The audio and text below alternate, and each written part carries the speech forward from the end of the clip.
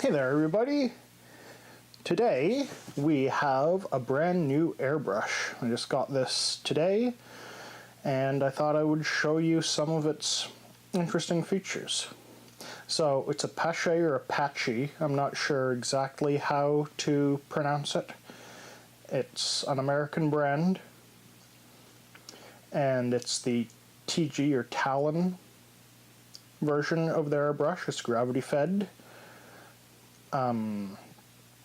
It is the TG3, I believe, which is the latest of the Talon series, as far as I know. So, as you can see, it's gravity fed, and it's a fairly nice airbrush. Not the cheapest, but not the most expensive out there. So, yeah, let's open up the box, see what's inside. I have the airbrush off to the side right now. I have it all set up and sealed so that my compressor can hook right up to it without problem. But it comes with quite a few features in it. So you get your braided hose. I already had one. I've owned a Pache in the past, but I was a little rough with it and it died. You get some lubricant, and what I really like about these airbrushes are the extra features, or just the extra bits you get. You get 2 extra needles. One is a size 1, which is a 0.1 millimeter.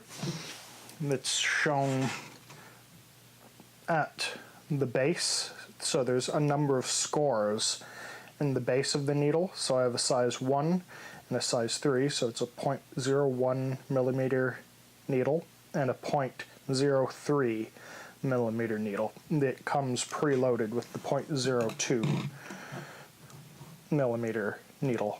And you also get a wrench, a mount, and another wrench and an Allen key.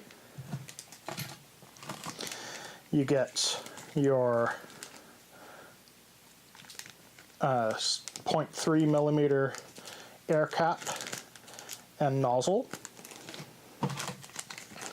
and your 0.1 air cap and nozzle, and you also get this cool fan cap, which is good for doing big flat passes, which is nice.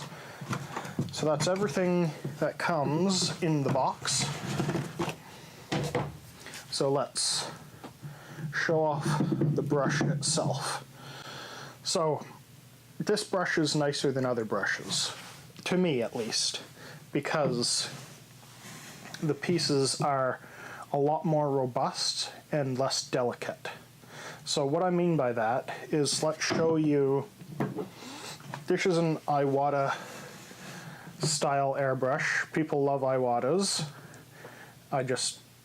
They're just not great for me. So everything is smaller, so you have this tiny, tiny, tiny little nozzle. And I'll take that off and I'll put it side by side with one of the Pache ones.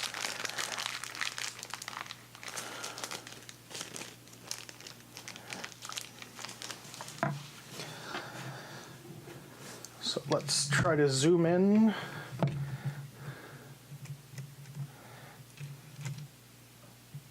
So you can see that massive size difference. These last a lot longer. They clog a little bit easier because of the extra space, but they're much easier to clean.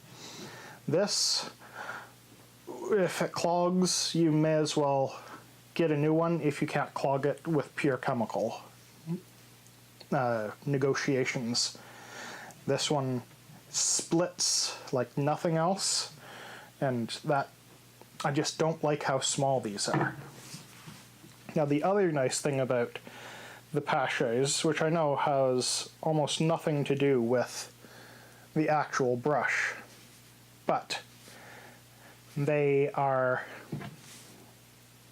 available on Amazon quite readily, and the extra parts are also available on Amazon through Prime shipping. So if I bend one of these needles and I can't get it back in shape, I send $10 to Amazon. Within 2 days, I get a new needle. If I bend the needle on the other brush, I wait 2 to 3 weeks to get a new needle. Same with the nozzles and any other replacement part I need. And most other airbrushes other than Pache are that style of part. Paches are specialized, they have these nice big pieces, and I just like them a lot better. Now in terms of price, they're a little expensive for a brush. I paid $175 for this brush, and it came with all those accessories. You can get them accessoryless for $140, I think, and that's in Canadian dollars. This is a Neo by Iwata. It was, I think, $75 when I purchased it. So there's a bit of a price gap. But this is an entry-level Iwata.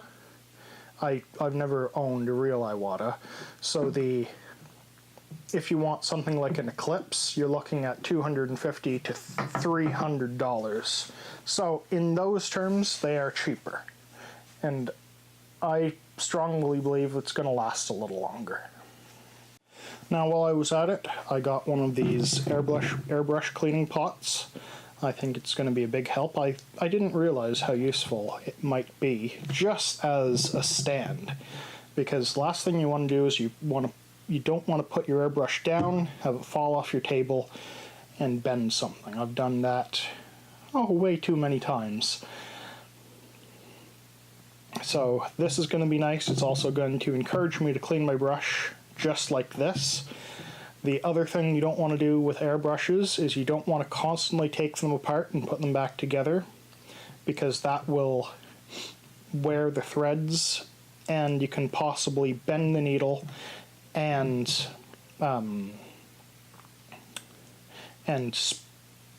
widen the nozzle diameter, which will cause problems later as well.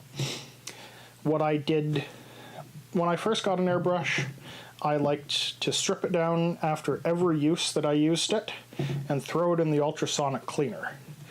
Now, the ultrasonic cleaner may not look like it is a super-powered cleaning device, but it clears on almost an atomic level. So there, my old Pache, I put it in the ultrasonic cleaner almost every time. And over time, this is a solder joint right here. And the ultrasonic cleaner ate away at that bit by bit by bit until one day the container just fell right off. And that was my own fault. You have to be very gentle with these, and ultrasonic cleaners are a little bit aggressive to be doing on a regular basis. Yes, you want to throw it in maybe once every 6 months, but your best bet for cleaning is just running airbrush cleaner through it, and that's it. Alright, so I think I've talked enough about the brush. Let's give it a wee demo. So I just have some hot pink loaded in it, and I'm just going to do some spraying. Has nice coverage.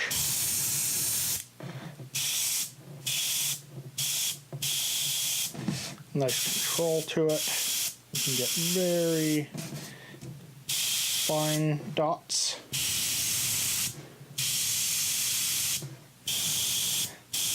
Even at the higher pressures. This is a 0.2 nozzle. So yeah, it does a very nice job.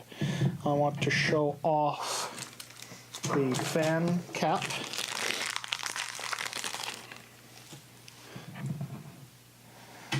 To use the fan cap, you remove this whole end and just screw on this, and the fan cap should work with any sized nozzle or needle. and you get that nice subtle flat. I think I'm out of paint. Yeah, just about. You get that nice flat thing. So that is about the demo. I will be using this for the next several years, hopefully. I hope. So there's the Pache Talon TG3. I'm going to run it through a cleaning cycle, and yeah, that's going to be it.